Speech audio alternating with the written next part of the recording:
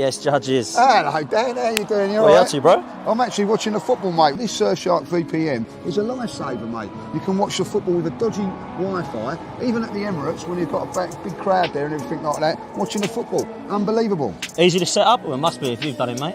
Oh, very, very funny. Even abroad you can watch all your favourite programmes. It's like being at home, mate.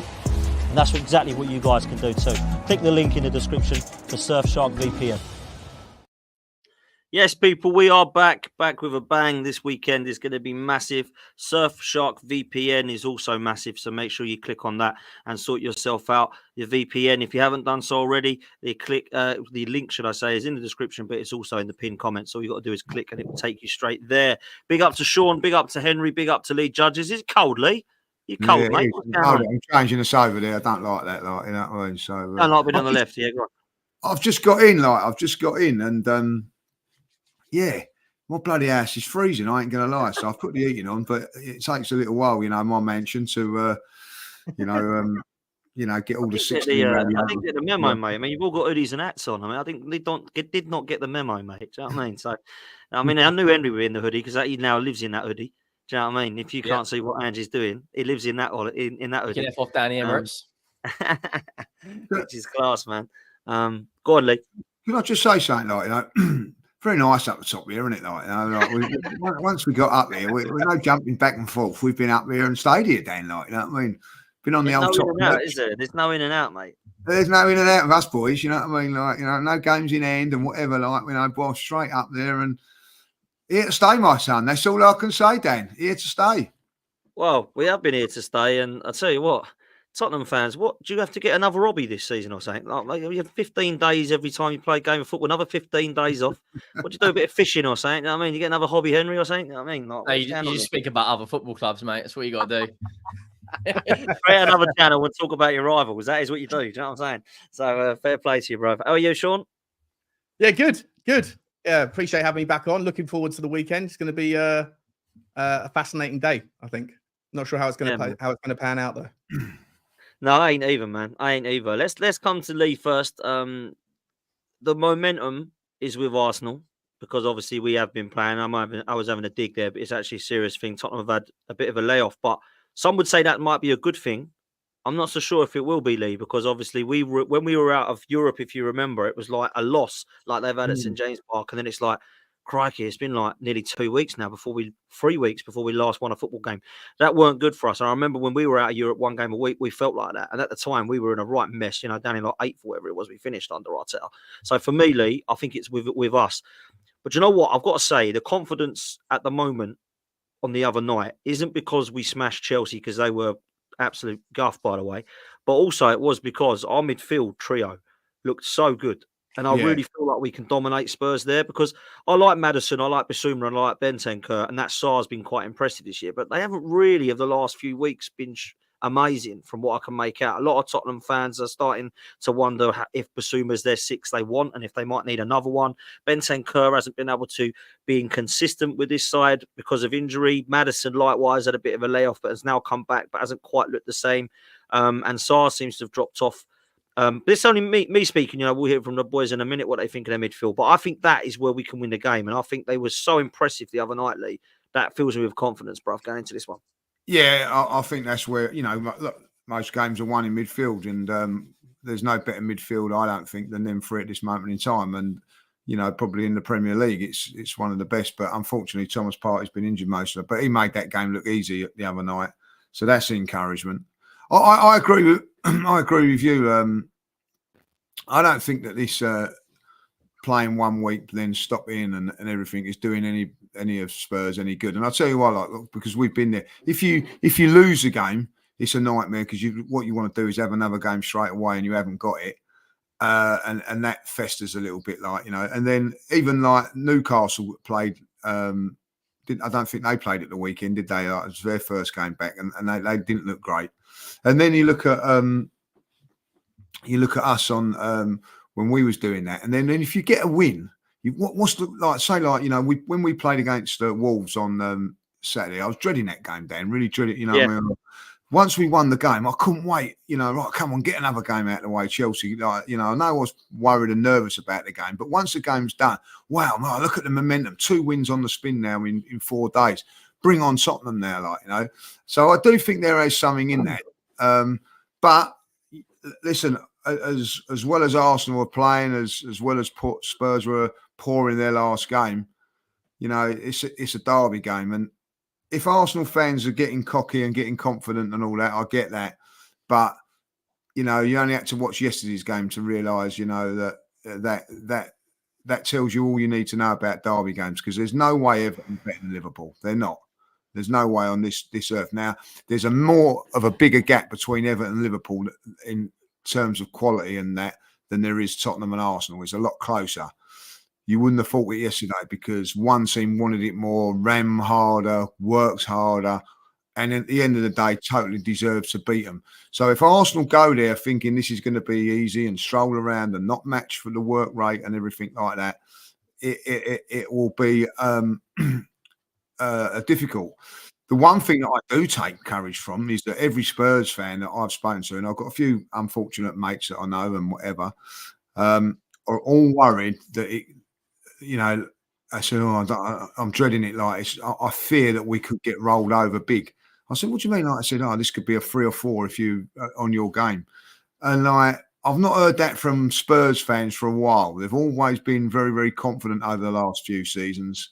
We go there and win. I remember, having nothing against the boys below, I say the boys below, that they was fairly confident that they'd get something at the Emirates at the beginning of the season, and rightly so. They was in good form and all that. And there was more.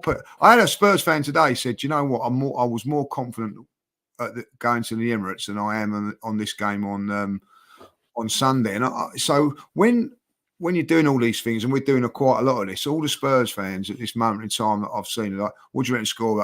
2-2, 1-1. When you start saying, when you're hearing that, you think, oh, they're not backing their team here. This is good news.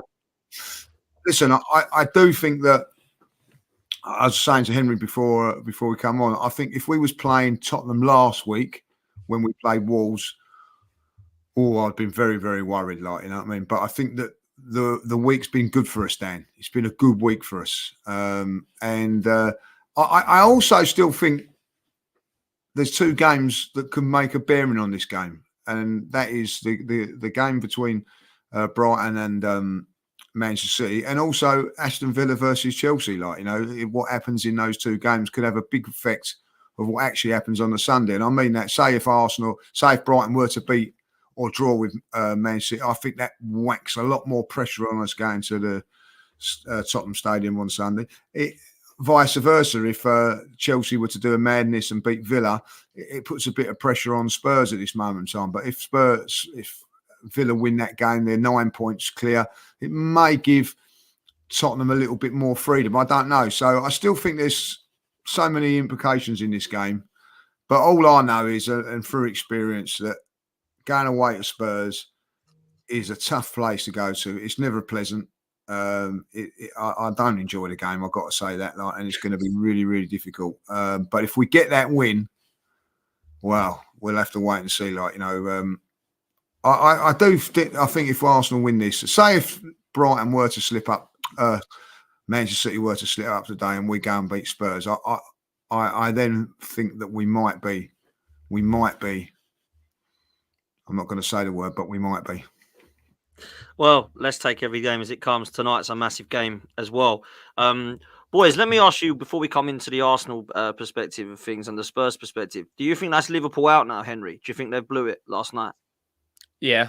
I've been saying it for the last 3 or 4 weeks since that Man United FA Cup game. They're too wasteful in front of goal.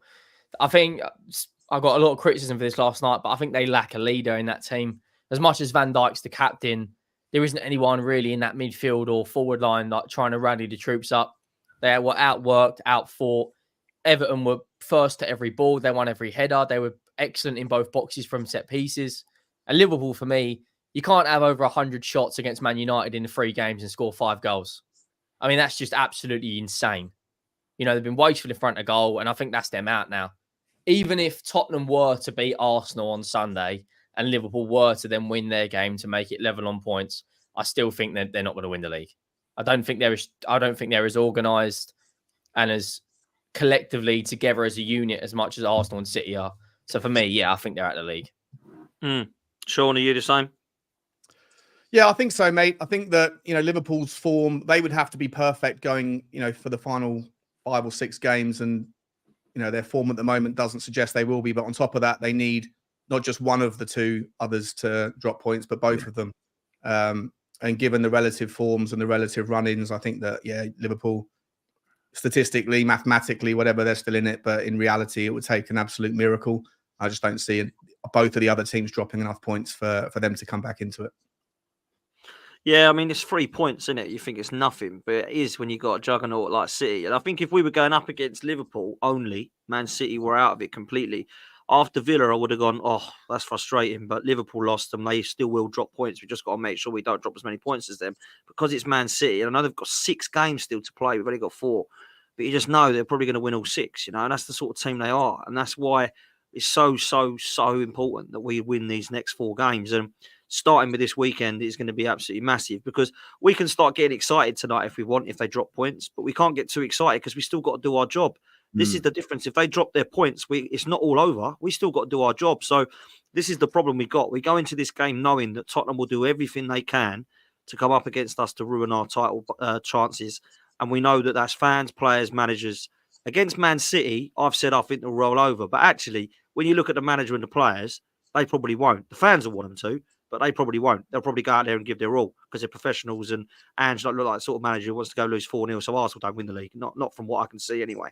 So I think the fans will be like, oh, we don't care if we win that game. But this game, my God, the fans, the place will be horrible. It'll be hostile. The togetherness on the pitch, the players, the manager. Surely that's what you're expecting. So I wanted to ask you, start with you, Sean. Arsenal probably looking after Bayern and looking after Villa, going, oh, lovely. That'd be a nice time to play them. But have you changed your opinions watching us against Wolves and Chelsea at all? Or do you still think it'll be a chance to knock us while we're down type attitude? I don't think it will be a knock us while you're down type attitude anymore, obviously. I do think, though, I don't think it's necessarily about form going into it. I think the North London derby form to as big a degree as possible. I think it goes out of the window and it's about who wants it more. Like Lee was saying, we saw it last night with Everton, Liverpool. The form wouldn't suggest, well, actually, maybe the form would suggest that the gap was closer than it looks on paper. But I don't know. For me, Tottenham versus Arsenal is more about who wants it more on the day. And I'll take the other side of the argument. If you were talking about Man City dropping points tonight against Brighton, I don't know if that would be necessarily the best thing obviously it would be the best thing in terms of trying to close the gap in the points differential. But for me, I feel like if Brighton were to get points off Man City tonight, that adds an extra level of pressure to Arsenal to take the North London derby even more seriously and to try their best to get, a result from it. And I don't know if Arsenal necessarily do that well under pressure when it comes to big game moments against Tottenham in recent years. And so I feel like, if you were to hope that Man City were to drop points, I would look for things like their lives or Fulham, who have got a brilliant record at home this year against, the top 6 teams.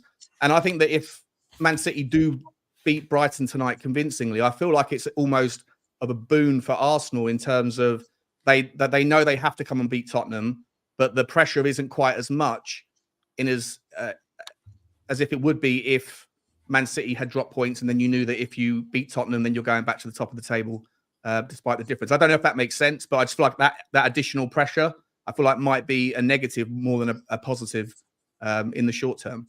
The timing of the North London derby as well was perfect for City because Tottenham play Arsenal directly before they play Forest. So if Arsenal win, Man City know they've got to go out and put in a good performance against Forest. Whereas Arsenal were to draw or lose, we know Man City are going to go in thinking, right, they haven't got to be at their best or even be a 7 out of 10 to go and beat Forest. So I think the timing of the North London derby is absolutely brilliant. I know, like, shamelessly, you lot are all seagulls tonight. I saw your little picture on Twitter, Dan, but I think Sean is right. If Man City go out and beat Brighton tonight convincingly, that's almost like your hopes for this fixture are down. Now it's about going again for the North London derby. Whereas if if the result did come out that Brighton got a result, that pressure, like Sean says, is on you so much. And as Spurs fans, that we've got to make that ground hostile. I want to see flares outside the ground. I want to see, well, I'm not going to say that on the stream down the straight mile bit from Seven Sisters, but I want to see it to be like a proper derby, like it was a few years ago when we were both fighting for Champions League. That was the best atmosphere I've seen in North London derby for years, because we were both fighting for the same thing. It was absolutely brilliant. And I know it's not exactly the same situation right now because we're not going for the same thing, but it still doesn't change that it's still a derby, and like form does go out the window this game. As brilliant as we've been the last two games, it's like Tottenham to turn up for this game. This is what we always do. Like, you think of look at our season, how inconsistent we've been. We've gone and beaten Villa 4-0. 6 days later, we've lost to Fulham 3-0. It's like Spurs to go and beat Arsenal and then lose to Chelsea. This is the sort of thing we'd do. Do you know, Henry, like, you say about the atmosphere for that game against Tottenham and Arsenal a couple of years ago, it wasn't the same the next year. And the reason why is because, in my opinion, is that first game, even though we was above you at that moment in time, I think Tottenham were in the ascendancy. Tottenham fans really confident they could beat us that day. And to be fair, they did. I felt last season we were a very, very good team last season, and it was like, well, we knew we weren't going to win and weren't quite up for it. So it'd be really interesting to see what the fan base of Spurs is like on Sunday. Is it going to be a little bit, because Tottenham are a funny old side like that, aren't they? If you don't know what you're going to get with the fans at times, whether they're going to be right on it or not. So we just need a big tackle in the first 15 minutes to lift the crowd. crowd. I think and that's where that first 15 minutes is going to be key. If Arsenal can play like they do and frighten Tottenham into scare the crowd, you know what I mean? Like, and make you nervous, like first, even if we don't score, open you up and have a shot or something like, And I think in that first half, I know, like, from a few of my Spurs mates, they come out and said, like, yeah, we got away with 2-0. It could have been a lot worse, And I thought Spurs played well. And if you remember rightly, Ramsdale made a couple of good saves in the second half. But it'd be really interesting to see what the atmosphere is going to be like for this game. And, you've got to make it as hostile as you possibly can. We've got to try and quieten as possibly as we can. So it'd be interesting that first 15 minutes. That game 2 years ago, mate, that was horrible. I went to that one. As soon as Olding got sent off, I was like, all right, should we go now or should we go? It was just horrendous, wasn't it? So, if they make it like that, it might be a nightmare. But we don't have Rob Holding and Cedric playing, which is a good thing. So, hopefully it won't be that disastrous at the back. It's going to be a mad one. Like, Sean, I'll come to you on this because I don't know what Tottenham are going to put out team-wise, which I'm going to ask you. And what kind of worries you? Now, the obvious is Udogie, who is out for the season. So I imagine there'll be someone to replace him. But where do you see Spurs' weaknesses in this game, in this 11? Yeah, well, again, I'll take the other side of it. I feel like Destiny Udogie of late, his form defensively has been pretty vulnerable, and he can get turned a little bit inside and out. And I think Ben Davies naturally has more of a defensive mindset if he is the choice, if he does come in. And so, I feel like it will be more of an equal battle when you have the ball, Saka versus Ben Davies, if there is that kind of one-on-one situation rather than Saka versus Udogie. So I don't necessarily think it's as entirely negative that he's not available as some Tottenham fans. He's been good though, Sean, hasn't he? He's been good though. He's been good, that Udogie. I think he's been quality this season, that Doggy. He's brilliant. He's been brilliant. But in getting forward, he's fantastic. But just in the last sort of 3 or 4 games, defensively, he's been a little bit suspect with his positioning. He's been turned a little bit inside and out too much. And, so I'm trying to sort of look for positives where there aren't too many. But I do think that you could make the argument that defensively we'll be a little bit stronger down our left, down your right, with Ben Davies in there. And that's a key matchup, Saka versus whoever our fullback will be. In terms of, the midfield, I think that most of the time when Tottenham do get hurt in transition, it's because the opposition sort of go man-to-man marking in midfield. And at the moment, our midfield, if it's Sarr, it's Bentancur, Bissouma, whoever the two are we're picking, they're not doing enough in the core duels. So I worry a little bit in that regard against Partey or whoever and Rice, whoever it is that you put in in those 2 spots in the eights. And look, if Tottenham are going to have anything in the game, then we have to make use of the possession that we will have when we have it. We have to, do better with our conversion of our chances, and that requires Timo Werner, Brennan Johnson, James Maddison to step up. He hasn't returned from his injury to the same levels as before. So look, like I say, come of the You'll hour, lose come of me the money, man. mate. James Maddison. You're gonna lose me money. I tell you that now, James Maddison.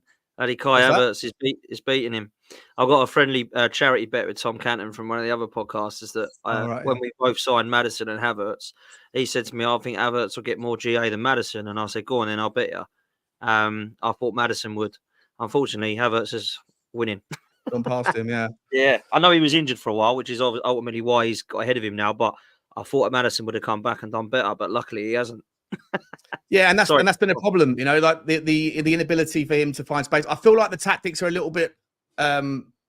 He suffers from the kind of consequences of the tactics when you do have those 2 fullbacks bombing up, and it's very compressed, especially against teams that sit deep. You find that sort of 19, 20 players are in the same sort of square 15 meters of the pitch at times with Tottenham. So James Maddison doesn't have enough space to express himself. Again, maybe one of the kind of fallouts of Destiny Udogi's absence will mean that maybe Ben Davies doesn't get forward as much, and that may create a little bit more space and allow James Maddison to do what he was doing in the first 10 games. But yeah, like I say, for me, I think the game, generally speaking, with Tottenham is won or lost in the midfield battle. If Arsenal turn up and their midfield is on point, and Bentancur or Bissouma or Sarr, whoever Ange goes with, don't get stuck in early doors into the duels, then it could be a long day. But if they can find a way to win those, or win the majority of the duels, and if when we do get the ball up the top end of the pitch, we make use of it better than we have done of recent games, then I think we've got a chance, and I think there will be goals at both ends, and I think there'll be goals at both halves. So I think statistically, 75% of the games that Tottenham and Arsenal have played at White Hart Lane have always had both teams scoring. So and again, back to Lee's point, I think and Henry's, the first 15 minutes, how Tottenham start the game. If we score the goal first, then the crowd will be deafening. If we don't, if you guys score first, then it could be a long afternoon. Yeah, man, I agree. Before I come to Lee, Henry, just lastly on the team news from yourself, do you think it will be Davies? And if not, who's the other options there? What would your 11 be for this one, bruv? I would go Van de Ven at left back and Dragusin and Romero as the centre backs, because we know how strong Arsenal are from set pieces, and we are one of the worst teams at defending them. Yet we've got a defender on the bench who aerially is one of the best defenders in Europe when it comes to aerial duels. So I'd put Van de Ven at left back, and I would put Dragusin and Romero as the centre backs. I think if you put Ben Davies in that inverted fullback role, he will get swamped up by Arsenal's midfield. But I think if Van de Ven goes in there, knowing that he's got the pace to get up and down continuously and his recovery pace, I don't think Tottenham will play like we have recently against this Arsenal side. If you watched us again in the return leg, so the home leg, you didn't have Udogie and Porro so far up. It was a little bit more like, hang on, we could be countered here. If we do go in with that mindset of let's like Sean said, let's have the fullback so far up, Arsenal will just say, look, you can come on to us, that's fine, and we'll just use Trossard and Saka and counter-attack you. And I think in a 1v1, I fancy Van de Ven not to deal with Saka, but I think there's a lot better chance that Van de Ven holds his own against Saka. I think Ben Davies, he can't beat him for pace. He can't match his energy levels. Saka can cut in on his left and go round on the byline on his right. So I'd go with him. Isn't that the point, though, Henry, though? But wouldn't you expect that if Ben Davies is selected, that it naturally would mean that we wouldn't do double inversion, that we would expect Pedro Porro to lift the weight and Ben Davies to kind of sit back a little bit more and support the 8 rather than the 10? Yeah, in the games where we've changed the fullbacks, though, like if you look back to Manchester City away, we didn't do that. The fullbacks were still so far advanced. We had Royale and Davies as the centre backs, and we had Porro and Udogie in that game there exactly, which is a similar outfit to Man City Arsenal. We were still so far advanced. In this game, if we concede an early goal, we naturally will go for it, and we'll get cut in half. I would rather go with Van de Ven, Dragusin, and Romero into a back 3 in possession and just only push Porro up, like you said.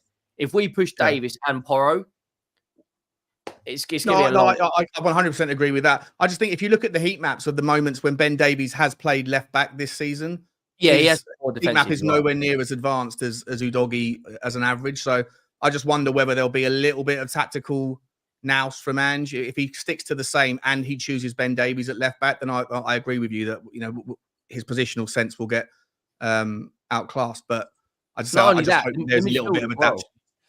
Like I would play Højbjerg in this game, and I got absolute pelters for that.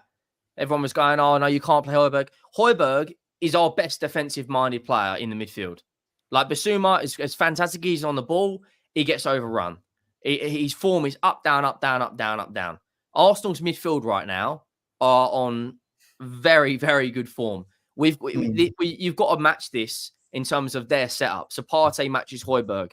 Bentancur matches Declan Rice, and then Maddison matches Odegaard. If we try and match them and play a bit more defensive with our defensive line 15 yards deeper, we won't get smashed 4-5-0 like some fans think we will. My worry is, and we've spoken about this on the phone before, Ange doesn't go through a lot of these tactics. It's just, this is the way we're going to play, and that's that. And we saw that when we were down to 9 men against Chelsea. This is the way we're going to play. I actually agree with Henry. I think Højbjerg is a horrible little player to put in there. Honestly, I think he's horrible. He is. He's a nasty player, and I know you like that, Lee, as well. Like if he's in there, he's not quality. He's not good in my opinion. He's just a. No, but he does the job of playing. He breaks up play. He's disciplined in his job, and he's disciplined. He intercepts. He puts a foot in, and I'm not saying that the other lads don't do that. But he is a nasty player to put in the midfield to break it up a bit. Maybe we'll go with him, but I don't know. I don't know what your midfield's going to be. I ain't got a clue. I don't know what your best midfield is. I don't know if it's Bissouma, Bentancur, Madison, if Sarr needs to be in there. I don't know. I wouldn't play Sarr this game. I wouldn't play Sarr either. Sarr and Højbjerg, we'll get overrun. I think if he plays Emerson Royal there, you're going to be pushing forward a lot. I think there's a key there. If he plays Davis, I think you're going to be a little bit more cautious, which is... maybe a better thing to do for this game because you don't really want to. I felt against Chelsea, Saka had one of his better games because he had only one up against him. If you're going to do that, but if you're going to let Emerson Royal go bundling forward and leave Saka sort of in a lot of space, then do that at your peril. Like that's how I would say from that point of view. It'd be really interesting how Spurs set up that way there, but. I've got it on good authority that it's going to be an open game, and he doesn't change for no one, whether you've got injuries or not. He's got this front foot style of football. Does that not make you confident? Do you not just look at that and think, "Hang on," like you must be looking at that thinking you must be confident, eh? Like because I'll tell you why, Henry. Because the more open it is, the better it is for our forwards. And if I'll be really honest, our defence is very, very good. It's very, very solid, and I back our defence to defend when it has to. I would do, but I'll be really honest with you. I don't think Ange changed too much from that philosophy at the home game, and it was 2-2, and probably Spurs were a slightly better side. So there is a spanner in the works of the high line thing as well, though. Like Henry asked there, you must be confident. Who else plays a high line that we played recently? We lost 2-0, so Emery plays a high line. Villa they've got the offside trap done. They work on that hours and hours and hours a week. They are the best team in the league at catching you offside. The way that Emery, he's done it his whole career. He did it at Villarreal and he did it at Sevilla and PSG. He masters the offside trap. Whereas us, Villa have a back four completely in a line. Our back four, we've just got two, and then we've just got a big midfield. So I don't think we can play the offside trap and play that to a degree against Arsenal. I don't think we can do that. And the other thing about that Villa game, we should have been 3-0 up at half time. Missed chances. So you want to play. It is a dodgy tactic to play. The risk for reward was good for them because they got the results. So you can't knock it. But at the end of it. I think that the nerves got to us on that game because of what happened to Liverpool. We weren't quite at it. I do think that if we play on Sunday, if things go our way today, I think there's a couple of days to calm things down. make sure that we're in the right frame and whatever. But I do think that's another thing. I'm going to be really honest. I've actually watched the game back, the full game back, and against Chelsea, and as well as we played, the biggest disappointment for me was that we should have had 7 or 8. We missed some really good chances in that. We've got to be ruthless when we get chances against Spurs and take every one. But that first chance comes across and we miss it. It can be difficult. I didn't think we was great against Wolves making too many chances, Dan. But this game against Chelsea was chance after chance, and it was an open game. And if Spurs are going to play an open game, I do think that will play into our hands. When these teams sit in and defend against us, I get a little bit worried that we ain't going to be able to break them down, and then we make mistakes because we're bombing on too much. But if Spurs come at us, I do think that we've got the tools to break them down. Just look at the Odegaard pass and the Havertz first goal. One ball and we're in. And Spurs, I think, will do that. And big questions for us who we actually play in that game. But I don't think Spurs are going to change. I really don't. Whether it's Davis in there or Emerson, I think they'll play Emerson Raw in there because it'll be like for like. It has to be Van de Ven. We can't play Emerson Royal. Go down that route as well, like for like. You know what I mean? Yeah, I think that not even like for like. It's just you're the best team in the league at corners, and Van de Ven and Romero can't win a header to save their life. Yet Dragusin can. He'll dominate Saliba and Gabriel in the air. He's shown that throughout his whole career. Romero and Van de Ven won't, and we will concede from a corner, guaranteed, 1,000,000%. We're horrendous at defending them. If we put Royale in at left back, he can't win a header. Porro can't win a header. So we're just going to get. We're going to get over as well. If you test him from corners, Vicario ain't the best, is he, at crosses either? So we need someone in there who can actually. No, I'm with you. It's about time Dragusin had a game as well. Like, we've signed him and he's just sat on the bench. Yeah, but I just worry that if you move Van de Ven to left back, you haven't got his pace. He's as a centre back, he's going to sit on the halfway line, and if we do get the ball over the top of us, then he can get back and get us out of trouble. Can't you put back? And I don't also think he's like, if you're going to look for a weakness in Van de Ven's game, on the ball stuff is not. He's not the best passer relative to or compared to Romero or other centre backs. So I just feel like if you put Van de Ven at left back, he's going to be out of position in transition. You're not going to be able to utilise his defence. So who would you play left back? Would you go Davis? Yeah, or Royale, one of those two. I think it's. Would you go Porro and maybe Royale right back? Do you think Porro could deal with Porro at right back if he's fit? Yeah. What's your front three going to be then? Because you've got Son, Kulusevski, Richarlison. Is it going to be that? Or is it going to be Werner or? I'll play Kulu. I wouldn't play Kulu this game. I'd go Johnson for me on the right. This is where you flip a coin, because Timo Werner, in terms of output, has done relatively well since he's come to the football club. But this game, I'd go Son on the left and Richarlison up front. We need Richarlison in there to win the free kicks and just wind up your centre backs. Like, he's not going to beat them in the air, but he'll hold the ball up relatively well. But this game for me, in terms of the front line, Son has got to deliver. He's got to be up for this game. Like, you're the captain, you're going to a North London derby where you've done relatively well your whole career against Arsenal. Yeah, he's the one I'm worried about. Surely, he's definitely the one I'm worried about out of this front three. Son. The others, they still turn up, but they're not really. How will Arsenal set up though? Are they going to? Would they sit deep and take advantage of us, or would they sort of want to go toe to toe and keep it just a really fast moving game? I don't know if we will want to keep it a fast moving game. I don't know what Lee thinks. I think we might sit in a bit. I don't think we'll go gun ho and go nuts. I don't think we will. I don't know. I might be wrong. Lee, what do you think, Marv? I think we'll look to control the ball, the game. I don't think that we go gun ho. I think what we like to do is keep the ball, and we'll look to expose you, open you up on certain things like that. I don't think we say be cagey, but like, I think we are look to exploit the spaces that Tottenham leave, if they are going to leave them. and I think at this moment in time, if that midfield, I think Arsenal will play. There's the one position at Arsenal I think is difficult. Is do you bring back Martinelli? And I'll tell you why I would think about playing in this game is because if you do play that higher line, I think that he is one player that can expose it. But it would be very, very harsh. Havertz, though.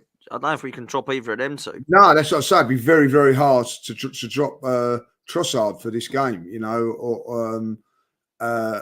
because it would be very, very harsh. But then there is that old saying, isn't there, horses for courses, so it'd be very, very interesting. I think that's the only position that's up for debate with us, Dan. I think I would say for me, I'd start Trossard, and if it's not working, then bring Martinelli on. That's what I do, because I think that he deserves it.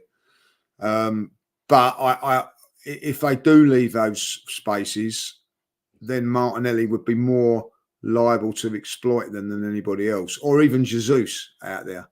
So it'd be really interesting to see what they do with that,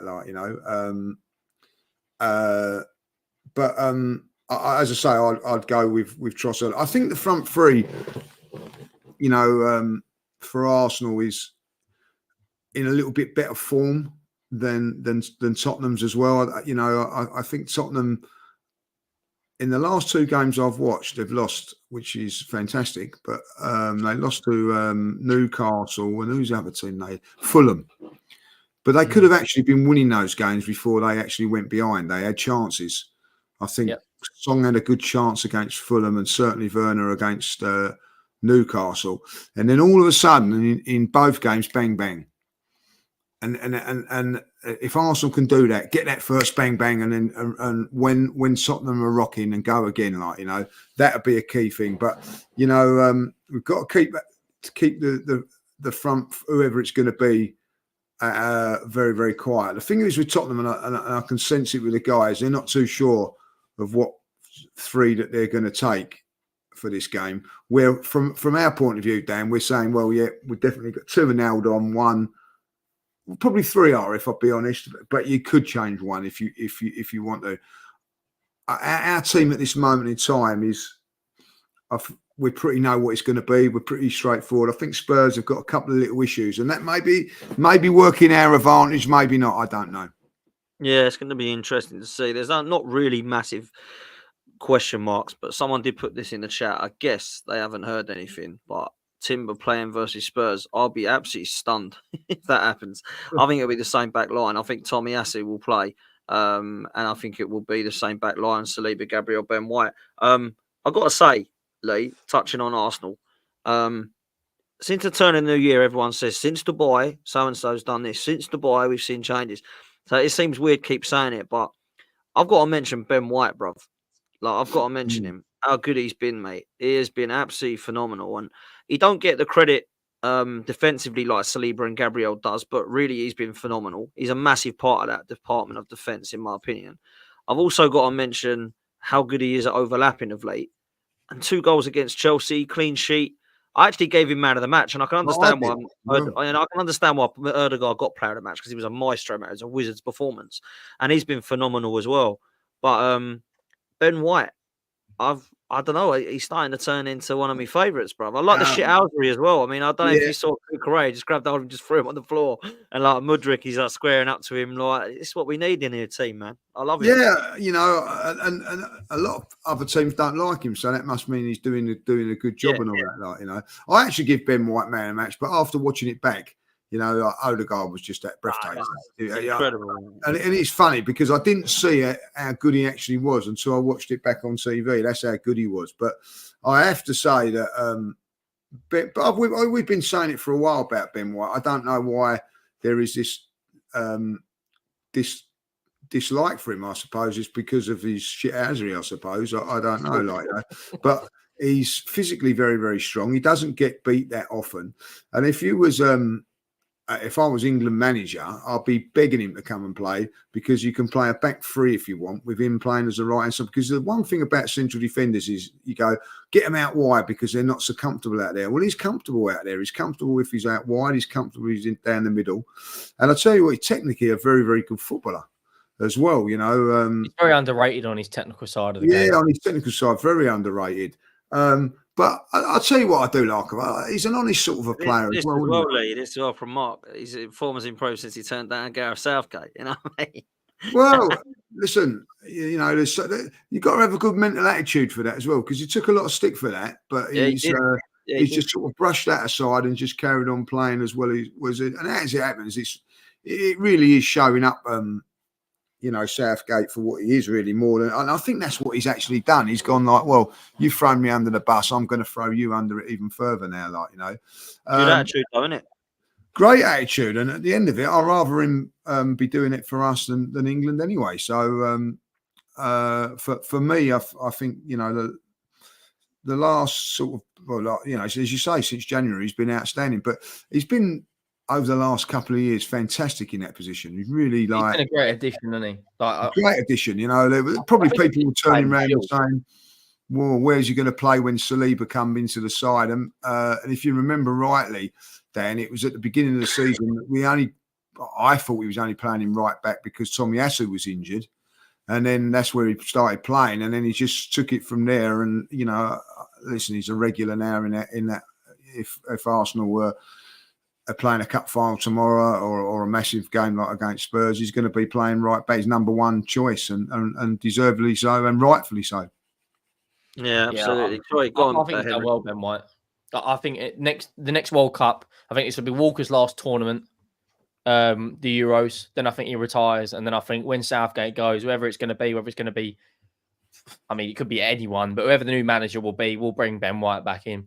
And I actually think when you saw him at Brighton, there's probably a case because you've got like Tomiyasu, you've got who's the Polish defender, you've got Kiwior, and you've got Zinchenko. If you did get an injury to Partey, you could probably even play him in the 6 role. Like he's composed on the ball. He's very good at reading the game. He's probably in the league the best overlapping fullback. The thing is, I think he will be tested a lot this game. I don't think you'll see him doing as much of the getting forward. I think it will be to contain whoever plays on our left-hand side. That was what he's... If it's Son, or that'll be a fantastic battle with them two going up against each other. I don't think you'll see him like you did against Wolves and Chelsea, where he's so far forward, because we've got so much pace up front. Like this is another thing which I think if we can hold, if we go a goal behind, my fear is our heads just drop and then you'll get a second. If we're still in the game and you've got the pace to come off the bench and you've got the likes of Timo Werner or Johnson or Kulu, that's where, and I think naturally the longer the game goes on, the better it is for us, because you'll come on to us because you're in a title race. And that's where I think the game could benefit us, where we can just catch you out somehow. But for me, 100%. I want to see Romero at a big tackle in the first 15 minutes. If he does that, that'll lift the crowd massively. Henry, totally agree with you. And I'll say it's going to be even worse on Sunday, because at Wolves, I was never uncomfortable until about 10 minutes to go from the end, when you're in that spell where if Wolves score, we can't come back sort of territory. Do you know what I'm saying? So that last, if we're 1-0 up with 10 minutes to go, or even 0-0 or 1-1 or whatever it is, I do think then Spurs are in a position where they can say, do you know what? A point ain't too bad for us, but a point for us is not good enough. So we're going to have to perhaps take a few risks, make a few decisions that we probably wouldn't make. So that's where it's very important. I think if Arsenal do get in front, that they have to go again and get another one quickly, when you're rocking. But I do think that could be 10 minutes from the end, 1-0, or something like that. As I say, 0-0. I think we could be that is the worst part of the game, when you're chasing things, when you're in for a title or you're going for something big. That 10-minute spell where probably you should have won it, but now you can lose it, and that's or draw it, and that's going to be I'll have to have a couple of beers, I think, Sunday. Yeah, it's also the period of the game when Tottenham, even in games when we've been losing, have sort of come back at our strongest. I remember against Brighton, I think we were 3-0 down, but in the last sort of 20 minutes we dominated, and at the end of the game we had enough chances in that final 20 minutes to go on and get something from it. there's plenty of other examples of Tottenham obviously getting results from the home as 10 well. minutes as well. Brighton at home, yeah, Sheffield United, obviously Liverpool. We push hard in the final 10 minutes, regardless of the scoreline. So if it is tight, if it is a 1-goal game, or if it's a draw, then it could be an opportunity for Tottenham to grab something late on, or at least make it difficult for you. Just one quick question to both of you. Go on, Henry. Go on. If you draw this game, is your title race over? In my opinion, yes. I think Yeah. Arsenal got to win every game. I think we have to City have win 100%. 6 out of 6. You don't think City slip up at all? Nah. I think they got one. They might slip up once. To win 6 on the bounce, knowing that you play, I'm pretty sure you play every game before them, or there's one day when you're playing, they play before you. If they win 6 on the bounce, I mean this is Arteta's best Premier League title he's won this year. If he goes and wins the last 6, knowing that you're pushing them to the very, it's not like the Arsenal of last year where at this point you were stumbling and fumbling and falling all over the place. If he goes and does that, if we win the league, no one can chat about Arteta. Like, let's be real. Like, it's Klopp's done it once in 8 years, was it? Whether he's been there at Liverpool. Like, if he does this, it would be incredible. No one can. I've had my doubts. Lee's had his doubts. A few of us have had doubts about it. But come on, man, we win the league. That's all we're asking. Do you know what I mean? Get us over the line. No one has to worry about whether he's the nearly there guy. Go and do it. No, do you know what I mean? exactly that. Exactly That's that. it. What I happens think Man City will win all their games. I've said that, but I said that 9 games ago. After we drew with them, I was like, they're going to win all the rest of them, and I stand by that. And so far, they're looking like they're going to carry on. I know Haaland's out and all that. And it's difficult. They look knackered after the Real Madrid defeat. They've got over the line. I think they'll keep doing it now. I do. I hope I'm wrong, but I know how this ends, man. I've seen this story with Man City.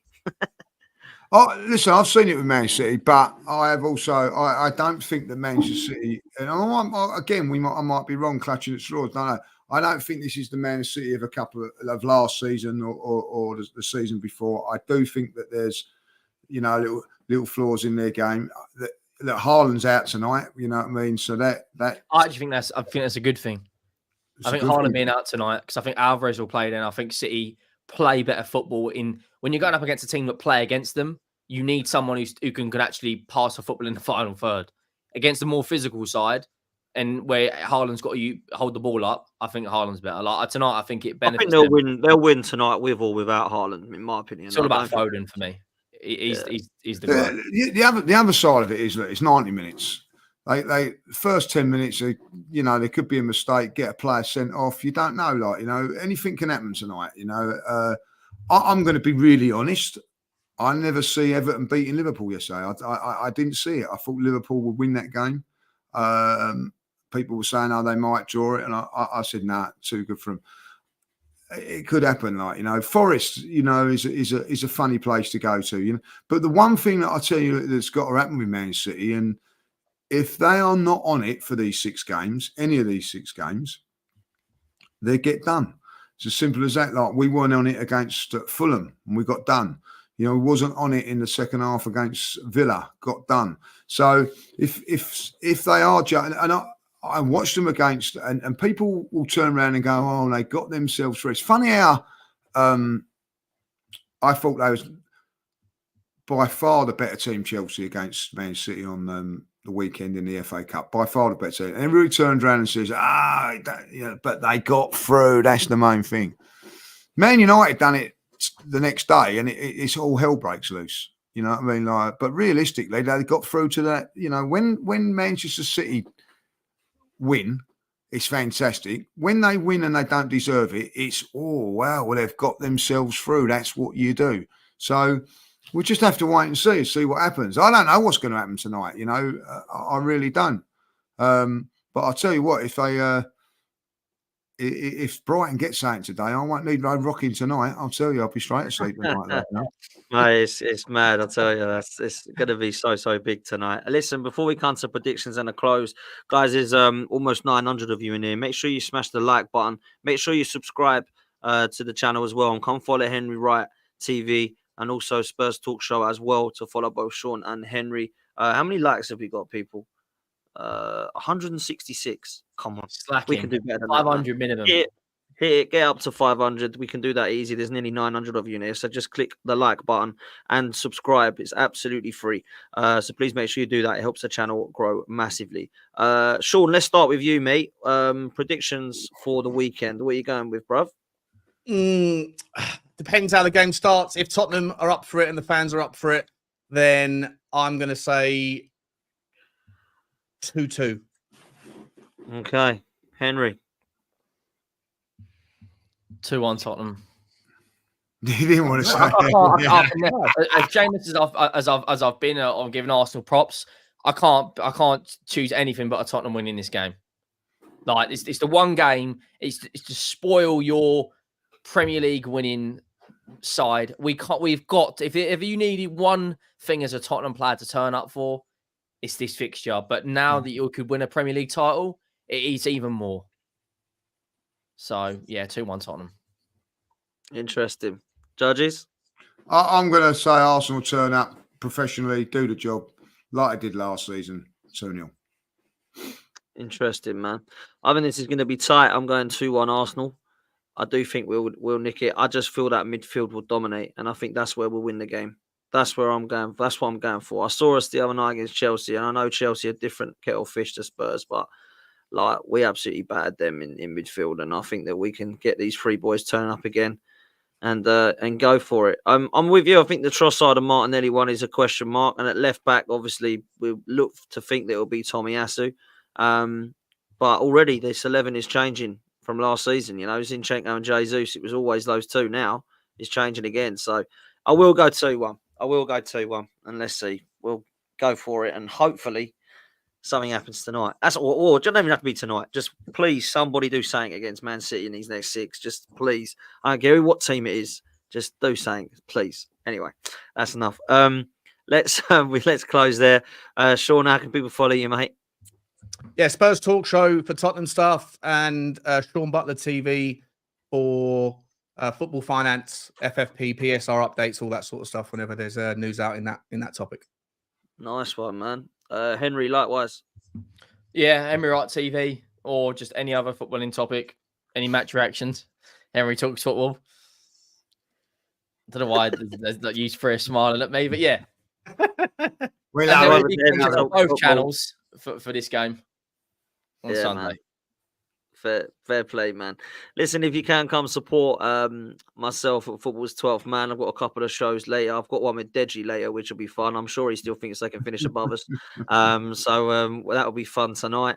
So please make sure you come over to Football's 12th Man as well. Just hit 18K. So if you can come and help us towards 20, that would be brilliant because that's the next target. So thank you all so much. Lee, I'll let you have the last word, bruv. Yeah, listen, you two boys down below there, have a fantastic Saturday. And but listen, everybody's going to the game. Enjoy it. Stay safe. Enjoy the game. No stupidity, please. And may the best team win.